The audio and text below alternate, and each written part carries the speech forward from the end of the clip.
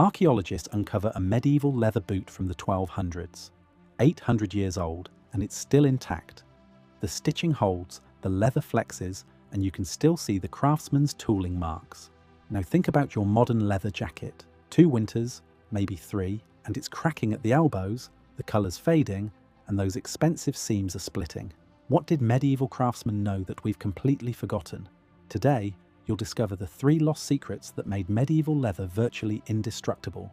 Time, materials, and methods that modern industry abandoned for profit. Here's where everything went wrong. Medieval leather took 6 to 18 months to create. Your modern leather jacket? 24 hours from raw hide to finished product. That's not progress, that's destruction. Let me explain why time was everything. Medieval tanners used vegetable tanning with oak bark and chestnut wood. These natural tannins didn't just coat the leather's surface like modern chemicals. They slowly penetrated every single fibre over months of soaking and processing. Think of it like marinating meat, but instead of hours, they're talking about entire seasons. The oak bark contained 8 to 20% tannins. These weren't just preservatives, they were molecular architects. Each tannin molecule would find a collagen fibre in the hide and create a permanent chemical bond. But here's the crucial part. This process couldn't be rushed. The tannins needed time to migrate through the thick hide, finding every fibre, creating bonds that would last centuries. Medieval tanners worked with seasonal cycles. They'd start the process in autumn when the bark's tannin content was highest. Through winter, the slow chemical reactions continued in cool temperatures that prevented the hide from rotting while allowing the tannins to work their magic. By spring, they had leather that was fundamentally different at the molecular level, but oak bark was just the beginning. For water-resistant leather, they used fat tanning. This involved birch tar and animal oils worked into the fibers over months. The craftsmen would massage these oils deep into the leather, creating waterproof barriers that lasted centuries. Russian leather, famous across Europe, used birch tar that gave it that distinctive smell and incredible water resistance. The fat tanning process was particularly clever. They'd alternate between oil treatments and drying periods, allowing the fats to penetrate deeper with each cycle. The leather would actually improve with age as the oils migrated and settled into the perfect molecular arrangement. Now compare this to modern chrome tanning. Chromium salts are thrown at raw hide in massive rotating drums. 24 hours later, you have leather. But what you really have is a chemical shortcut that destroys the very structure that makes leather durable. Here's the science behind why rushing ruins everything. Collagen, the protein that gives leather its strength, exists in long, complex chains. Vegetable tannins gently cross-link these chains, creating a stable network that gets stronger over time. Chrome tanning attacks these chains aggressively, creating quick bonds, but also breaking down the collagen structure. Think of it like building a house. Medieval tanners laid each brick carefully, allowing the mortar to cure properly between layers. Modern tanning throws wet concrete at a frame and calls it finished. It might look solid initially, but it won't last. The seasonal aspect was crucial too. Medieval tanners understood that leather needed to go through temperature and humidity cycles during processing. These natural variations helped the tannins penetrate evenly and created internal stresses that actually strengthened the final product. Modern climate-controlled facilities eliminate these beneficial stresses. Medieval craftsmen also understood that different applications required different timing. Shoe leather might need 12 months of oak bark tanning for durability. Glove leather used alum tanning for flexibility, but still took months of careful processing. Armor leather required the longest treatment, sometimes 18 months, to achieve maximum toughness. The fat tanning for water resistance was equally time-intensive. They'd work birch tar and animal fats into the leather over multiple months, building up layers of protection. Each application had to cure completely before the next, creating a waterproof barrier that modern synthetic coatings can't match. But here's what modern manufacturers don't want you to know. This time investment created leather that improved with age. Medieval leather developed a patina and actually became more water-resistant and durable over decades of use. Your modern leather starts degrading the moment you buy it. The irony is devastating. We have better tools, better understanding of chemistry, and better quality control than medieval craftsmen ever dreamed of. But we've chosen speed over durability, creating leather that's designed to fail so you'll buy more. Now let's talk about what medieval craftsmen actually put into their leather, because this is where the magic really happened. These weren't just random plant materials thrown together. Medieval tanners had discovered nature's own chemistry lab, and they knew exactly which ingredients created leather that could outlast empires. Oak bark was the foundation, but not just any oak bark. Medieval tanners harvested bark in spring when the sap was rising, because that's when tannin content peaked at 20%. They'd strip bark from young oak trees, grind it into specific particle sizes, and age it for months before use. The tannins in oak bark, particularly gallatannins, created incredibly stable molecular bonds with collagen fibers. But different regions developed their own secret weapons. In southern Europe, chestnut wood was the gold standard. Chestnut tannins penetrated deeper than oak and created a more flexible final product. Spanish leather makers guarded their chestnut sources like military secrets, because the wood from specific valleys produced superior results. Sumac was another crucial ingredient, especially for fine leathers. The leaves and shoots contained condensed tannins that worked differently than oak bark tannins. While oak created strong, rigid bonds, sumac tannins allowed for flexibility while maintaining strength. Medieval glove makers in Italy would pay premium prices for high-grade sumac because it produced leather soft enough for nobility's hands. Willow bark brought its own properties to the mix. It contained salicin, the same compound that gives aspirin its anti-inflammatory properties. In leather, this prevented bacterial decay and added a natural preservative quality that kept the leather stable for centuries. English tanners combined willow with oak in precise ratios that varied by season and intended use. The fat tanning materials were equally sophisticated. Russian leather used birch tar, but not just any birch tar.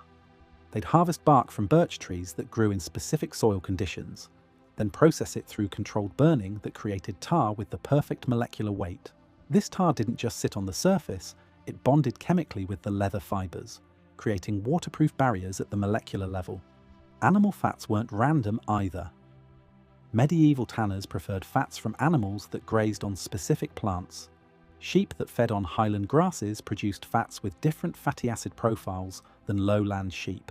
These subtle differences affected how the fats penetrated and bonded with the leather fibers. Here's where it gets really interesting. Medieval tanners understood pH chemistry centuries before scientists had names for it.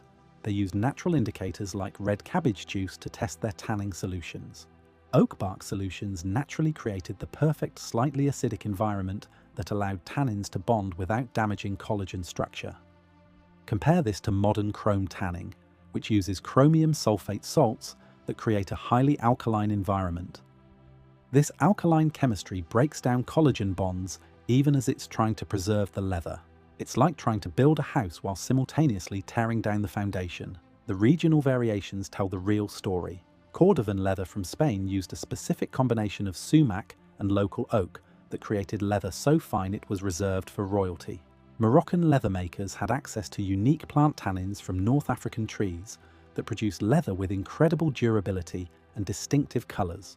But here's what's truly lost. These materials created synergistic effects. Oak tannins would create the structural framework, while chestnut tannins filled in the gaps. Sumac added flexibility, and willow provided preservation. Fat tanning with birch tar created waterproof barriers that actually strengthened over time as the oils polymerized. Modern synthetic tannins try to replicate these effects with single-molecule solutions, but they miss the complexity entirely. Natural tannins contain hundreds of different compounds that work together in ways we still don't fully understand. Medieval tanners discovered these combinations through generations of experimentation, creating formulas that modern chemistry can analyze but not improve upon. The tragedy is that most of these superior materials are still available today. Oak bark, chestnut wood, sumac, and birch tar haven't disappeared. What's disappeared is the knowledge of how to use them properly and the patience to let them work their slow magic on leather fibers. But materials and time meant nothing without the third ingredient: human expertise passed down through generations. Medieval leather production wasn't just a trade, it was a closely guarded art form, protected by guild systems that ensured quality standards we can barely imagine today. The guild system was medieval Europe's version of quality control, but far more rigorous than anything we have now. To become a master tanner, you started as an apprentice at age 12. 7 years learning to recognize good hides from bad ones. 7 years understanding how weather affected tanning solutions. 7 years watching masters make decisions that determined whether leather would last decades or fail within months. These weren't arbitrary rules. Guildmasters understood that leather quality started with hide selection, and this required expertise that took years to develop. They could tell by touch whether an animal had been properly fed, whether it had been stressed before slaughter, and whether the hide had been stored correctly. A hide from a 3-year-old bull that grazed on highland grass felt different than one from a grain-fed lowland animal. That difference would show up in the finished leather's durability. Medieval tanners developed an almost supernatural ability to read their materials. They'd run their hands over a hide and know immediately if it came from an animal that had been sick, injured, or poorly fed. These imperfections weren't always visible, but experienced hands could detect subtle changes in fiber density that would create weak spots in the finished leather. The pH monitoring was particularly sophisticated. Remember, this was centuries before modern chemistry, but guildmasters had developed natural indicator systems that rivaled modern laboratory equipment. They'd use plant extracts that change colour to show acid levels in their tanning solutions. Too acidic, and the leather would be weak. Too alkaline, and the tannins wouldn't bond properly. But here's where the human element really mattered: adjustment and adaptation. Medieval masters constantly modified their processes based on seasonal changes, hide quality, and intended use. They'd adjust tanning times based on temperature and humidity. They'd change tannin concentrations based on the specific oak bark harvest. They'd modify fat tanning techniques based on the quality of available oils. Each master developed specialized tools that reflected decades of experience. Their scraping knives were shaped for specific hide types. Their folding irons were tempered for particular leather thicknesses. These weren't mass-produced tools, they were custom instruments that reflected individual expertise and regional techniques. The guild system also ensured knowledge preservation. Masters were required to train apprentices, passing down not just techniques, but the reasoning behind them. They'd explain why certain hides required longer processing, why specific weather conditions affected tanning solutions, and how to recognize problems before they ruined months of work. Quality checks happened at every stage. Apprentices learned to spot problems early when they could still be corrected. Masters would examine leather multiple times throughout the months-long process, making adjustments that prevented failures. This wasn't just about catching defects, it was about optimizing every hide's potential. Regional specialization created even higher expertise levels. Cordovan leather masters in Spain spent lifetimes perfecting techniques for horsehide. Italian glove makers developed methods specifically for thin, flexible leather. English saddle makers created processes that produced leather tough enough for warfare, but supple enough for daily use. This human expertise is what modern mass production eliminated first. When machines replaced craftsmen, we lost the ability to adapt processes to individual hides. We lost the knowledge of how to read materials and adjust techniques accordingly. We traded centuries of accumulated wisdom for speed and consistency, creating leather that's consistently mediocre instead of occasionally exceptional. Now let's get into the actual science of why medieval leather was so superior. Because when you understand what's happening at the molecular level, you'll realize just how badly modern manufacturing has failed us. It all comes down to collagen cross-linking. Collagen is the protein that gives leather its strength, existing in long, complex chains throughout the hide. Think of these chains like the steel framework of a skyscraper. How you connect them determines whether your building lasts decades or collapses in the first storm. Medieval vegetable tannins created what chemists call stable covalent bonds between collagen chains. These aren't temporary connections that break down over time. They're permanent molecular bridges that actually get stronger as the leather ages. Oak bark tannins, particularly the gallatannins, would find collagen molecules and link them together in three-dimensional networks that could withstand incredible stress. Here's the beautiful part. This process was self-reinforcing. As more tannin molecules bonded with collagen chains, they created additional binding sites for more tannins. Over months of processing, the leather developed an increasingly complex molecular structure that became nearly indestructible. Fat tanning chemistry worked on a completely different principle, but with equally impressive results. When medieval tanners worked birch tar and animal oils into leather fibers, they weren't just coating the surface. The fats penetrated between collagen chains and polymerized, creating flexible waterproof barriers at the molecular level. The chemistry here is fascinating. Birch tar contains compounds called phenolic resins that react with collagen amino acids. This reaction creates cross-linked polymer networks that repel water while maintaining flexibility. Russian leather's legendary water resistance came from these molecular-level waterproof barriers that actually improved over time as the oils continued to polymerize. Animal fats contributed their own molecular magic. The fatty acids would penetrate deep into the collagen structure and form what chemists call lipid bilayers. These are the same structures that make cell membranes waterproof in living organisms. Medieval tanners accidentally recreated nature's own waterproofing system inside their leather. Now here's where modern chrome tanning reveals its fundamental flaws. Chromium salts create an alkaline environment with a pH around 12. This high alkalinity breaks down collagen's natural structure, even as it's trying to preserve it. The chromium ions do bond with collagen, but they also cause the protein chains to swell and lose their natural alignment. The result is leather that looks good initially, but has compromised molecular structure from day one. The alkaline environment continues to slowly degrade the collagen over time, which is why your modern leather goods start falling apart after a few years. Medieval vegetable tanning worked in a slightly acidic environment with a pH around 4.5. This acidity actually strengthened collagen structure while allowing tannins to bond properly. The collagen chains remained in their natural alignment, creating leather with superior tensile strength and flexibility. Recent fiber analysis using electron microscopy has revealed the stunning difference between medieval and modern leather at the microscopic level. Medieval vegetable tanned leather shows intact collagen bundles with uniform tannin distribution throughout the fiber structure. Modern chrome tanned leather shows damaged collagen with uneven chemical distribution and visible fiber breakdown. Water resistance testing proves the superiority of medieval methods. Fat-tanned medieval leather samples can withstand water immersion for weeks without losing structural integrity. The molecular waterproof barriers remain intact even after centuries of aging. Chrome-tanned leather fails these same tests within hours as water penetrates through microscopic cracks in the damaged collagen structure. The pH science explains why medieval leather improved with age while modern leather degrades. In the slightly acidic environment created by vegetable tannins, collagen chains actually become more stable over time. Additional cross-linking occurs naturally as the leather ages, creating stronger molecular bonds. Chrome-tanned leather exists in a state of slow alkaline degradation. The high pH environment never fully neutralizes, continuing to break down collagen bonds throughout the leather's lifespan.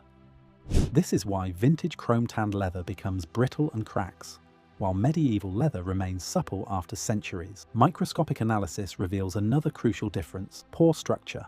Medieval tanning methods preserved the hide's natural pore structure while filling it with protective tannins and oils. Modern chemical tanning often collapses or damages these pores, reducing the leather's ability to breathe and flex naturally. This molecular level superiority explains why medieval leather artifacts survive in archaeological sites, while modern leather goods end up in landfills within decades. So why did we abandon these superior methods for the chemical shortcuts that give us leather that falls apart? The answer is depressingly simple: money and speed. But the real consequences go far beyond just disappointing consumers. Chrome tanning dominates 90% of global leather production today because it transforms raw hide into finished leather in 24 hours instead of 18 months. That's a massive difference in inventory costs, warehouse space, and capital investment. But this speed comes at a devastating cost to both quality and human health. Let's talk about what chromium actually does to workers and consumers. Chromium-6, a byproduct of the tanning process, is a known carcinogen.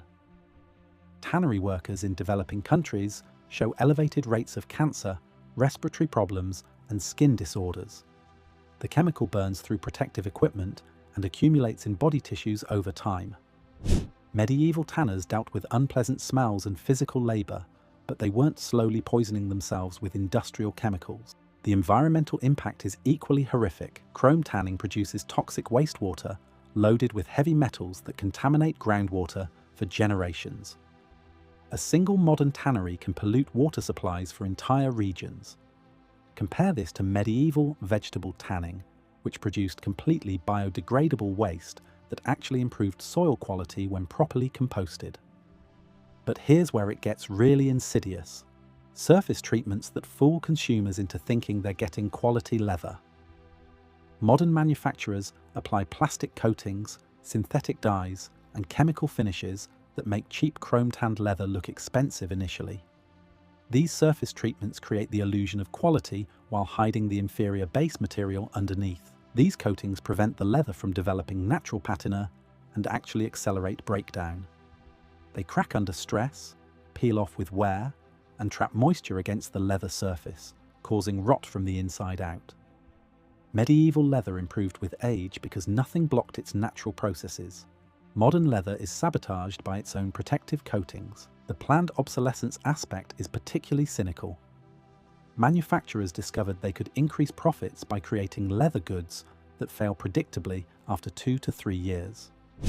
They engineer weakness into products through chemical shortcuts, thin construction, and surface treatments designed to look good in the store but fail quickly in use. This isn't accidental degradation, it's calculated obsolescence. Companies run durability tests to ensure their products fail after the warranty period, but not before. They've turned leather from a buy-it-for-life material into a disposable commodity that generates repeat sales. The health consequences extend beyond tannery workers to consumers. Chromium residues in finished leather can cause contact dermatitis, allergic reactions, and skin sensitization. People develop leather allergies not because they're sensitive to leather itself, but because they're reacting to industrial chemicals that never fully wash out of chrome-tanned products. Modern dyes present their own problems. Unlike medieval plant-based dyes that bonded molecularly with leather fibers, synthetic dyes often sit on the surface where they can transfer to skin and clothing. These chemical dyes fade quickly because they're not truly integrated into the leather structure. The irony is that superior materials remain available today. Oak bark, chestnut wood, and sumac haven't disappeared from the planet. The knowledge of how to use them still exists in a few traditional tanneries scattered around the world. But the economic incentives all point toward faster, cheaper, more profitable methods that produce inferior products. Some luxury brands have started returning to vegetable tanning, but they charge premium prices that put quality leather out of reach for most consumers. This creates a two-tier market where the wealthy get durable goods while everyone else gets planned obsolescence. The industry won't voluntarily return to superior methods because chrome tanning is too profitable. The infrastructure, supply chains, and business models are all built around chemical shortcuts. Changing would require massive capital investment and patience that shareholders won't tolerate. Environmental regulations could force change, but leather lobbying groups fight any restrictions on chrome tanning. They argue that alternatives are too expensive or too slow, ignoring the fact that medieval methods produced superior results for centuries before chrome was even discovered. The tragic result is that we've created a world where our ancestors' everyday leather goods outlast our modern luxury items by centuries, all in the name of efficiency and profit.